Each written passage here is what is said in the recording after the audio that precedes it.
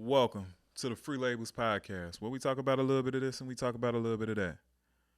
Today's guest been tearing the music scene up, going crazy with the work ethic. None other than the biggest pirate, Fly Skinz. Let's go.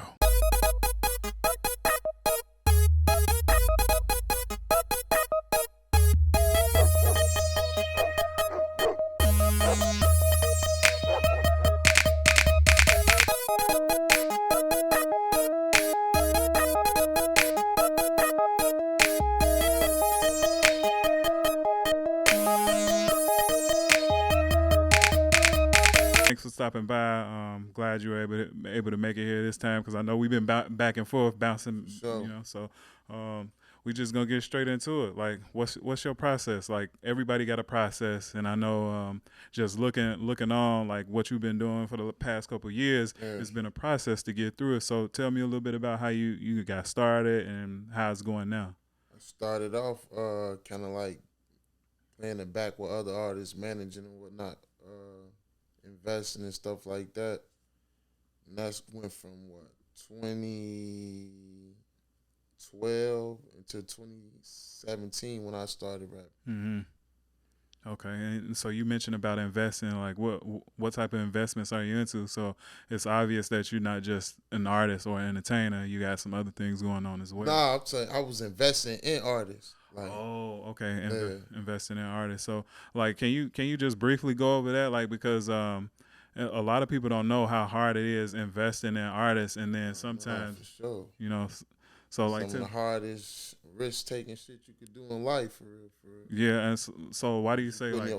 No, go ahead. Now, what you was finna say? No, why you say it's like the most risk-taking thing in life? Because you putting your faith in somebody else Mm-hmm. who might not want it as hard as you, Yeah. who might not feel a way or be as confident about the dream as you are, whatever the case may be. It's just different factors, and it's a ton of different elements you can go into that, Mm-hmm. Right. But it's a risk, though, just like anything else.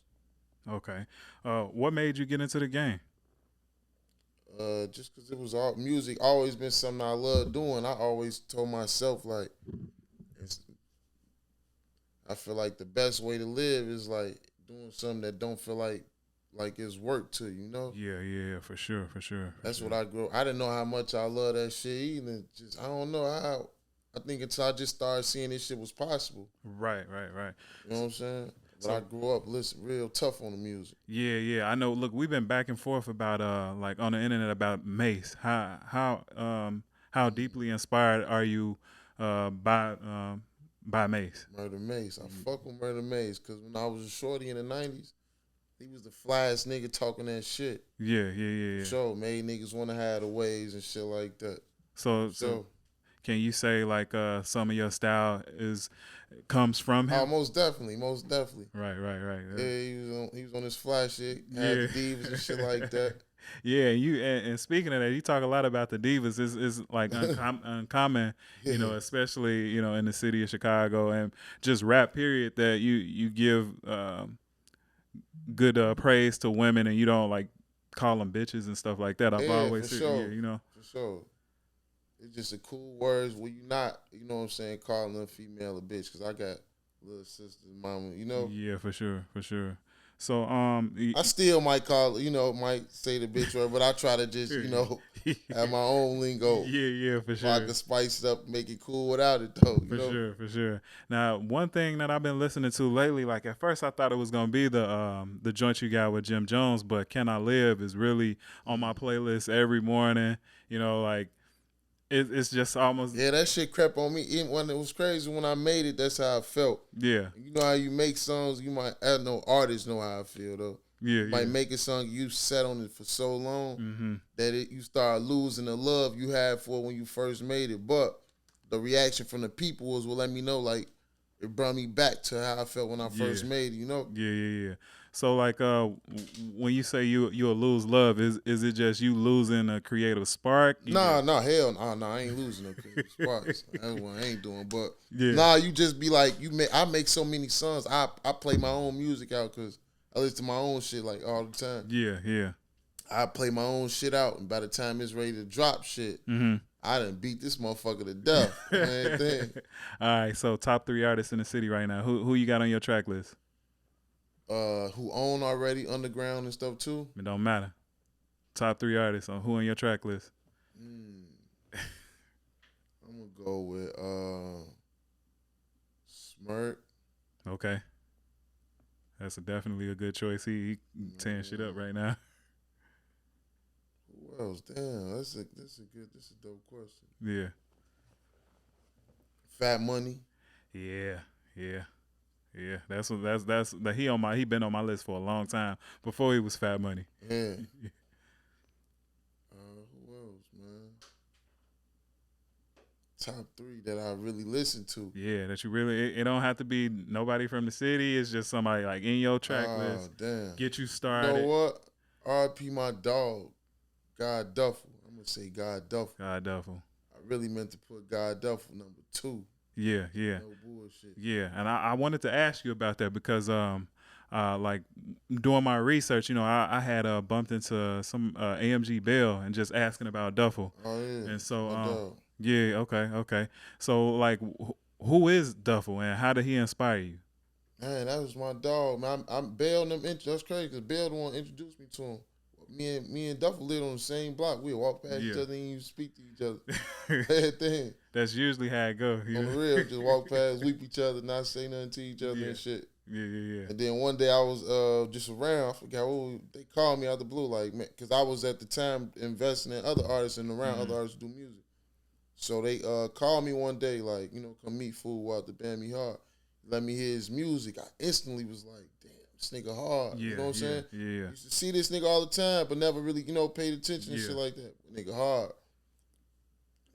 From that day on, we started like Bill. That nigga used to come play. I'm one of them people, like, I really believed in him. Like, I was one of the people, like, putting other artists. We had no ties. I just felt this music so much. I was putting everybody I knew on it. That's the type of person I am.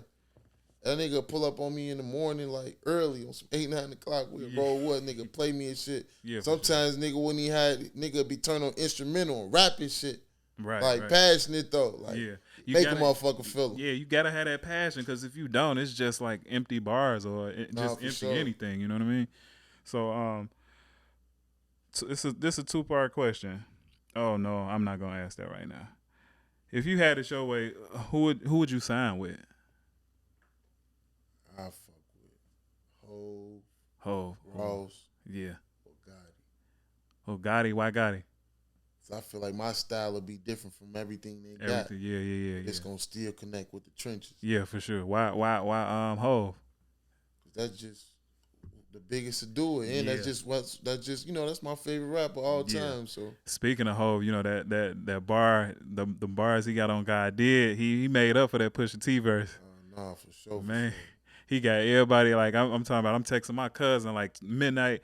When I first heard, I'm like, God damn, you heard, I know you heard the whole verse. Super. Yeah, so he got the internet on lock right now, and he about 52, still fucking shit up. Still giving niggas work. Oh, okay. So what projects you working on right now? Man, I'm just working on a ton of music. I'm just piling this shit up. Yeah. And ready to destroy the world with it. Yeah. So you still pushing the latest album? Yeah, I was almost finna drop a project, and one day I was just in my car listening to it. Mm-hmm. Like, I can't let it just, I know I could put more marketing to it, but before I drop another project, I got a whole wave of new supporters. Yeah. That's going to triple a wave for this next project. It's going to be better than the last. So with that being said, like, what was the process from zero to where you first started until what you see right now? Because what was that last night? I see you fucking the studio with Jim Jones. For sure. Yeah. Yeah, this the whole process from the start, man. Me watching it myself, some of the rawest shit ever, like, even saying, because I remember when there wasn't no supporters. Yeah. Now to see the way the whole city been supporting my shit. Yeah. That shit love, for real. Yeah. So last year, right? That's what I wanted to talk about. Last year, you hosted the Grammys party. What's next? You throwing any more events this year? Yeah, I'm gonna do another one of those. I want to try to do it the same day, but I want to focus on, like, get my music out first. But I'm gonna do it. It might be a later date in the year, but we for sure running it back. Right. And so you go by Fly Pirate Skinz or Fly Pirate. Fly Skinz, Fly Pirate. How did you get that name? My last name Skinz. One of my coaches started calling me Skinz, and that shit just been. Yeah, yeah. What you play, basketball? Yeah. Yeah, and that's crazy, like how everybody get their name, because like even me, I got my name one of my names from my coach, and he used to always say because my last name Broughton, and he called me Brought, and I went by that for a long time, and I guess I wasn't running fast enough, and he always used to say, "Hey, Brought, get your dick out of the dirt," and then like if I wasn't running fast enough for him, he'll swing his keys and hit you in the ball sack, so that's what led it to like that. Some crazy shit going on. Yeah, man, you play in Florida, they be real serious about football. That's where you from, Florida? Nah, I'm from here, but I went to school to play football down there. Got you. Yeah. So, last night, tell me about the video shoot. You brought Jim Jones out. Man, that shit was dope, man. That was a dope period for me, like a dope time for me. Yeah, what's the song that you shot the video to? So this song off my last album called Prime Time. Yeah, man, like it's crazy that everything is full circle. 'Cause back in like 08, like 09, I was running, like I used to be running gun, journalist, camera, and when Jim Jones came here, when he really first started coming here, or when I really caught wave of him, LEP, they were on him, and I used to travel around, get him all the time, and he really fucked with the city. Yeah, for sure. And so like with that embrace and that love, how was that like for you and then your people around you to see that? We from the Hundreds, we really come up heavy off that Dipset, so that was everything. Man. Yeah. Real, especially me, like that was one of my biggest influences. So that was something I had to scratch off my, bucket list. Yeah, that's a bucket list for real. Cause like bucket list. Yeah, I know. For me, like back in that era, everybody was cutting their jeans. Everybody wanted the chain. Niggas just had the the Ed Hardy vibe, the True Religion. Hell yeah. The jersey, I've been fuck with them. I'm so Dipset crazy. I go back to the NBA pants with the logos on the pants. Yeah, for sure. With the jerseys. Yeah. Speaking of that, who did Jeff Hamilton do that right now? I got a boy. His name Kwame. He had a dope as shit. He does the NBA logo stuff. So if you ever out in LA, and Kwame, it's not no paid nothing, but his shit is dope as hell with all the NBA logos. Yeah, like the Jeff Hamilton list. Yeah, he got the cosign by Jeff. So yeah, that shit gotta be fly. Yeah, man, he got the hats. He got the coat, everything. So if you ever out in LA, for sure. look I'll up be peeping that nigga Jeff Hamilton. Yeah. A lot of people be sleep on him, but I'm aware when it comes to that shit. Okay, thanks for stopping by. It's been a pleasure having you. Free Labels here to support in whatever way we can. And shout out to all my label makers. Don't forget to like, comment below. If you haven't heard the album, listen to it. Tell me what song you like the best. I know mine is Can I Live? I play that daily. And we gone.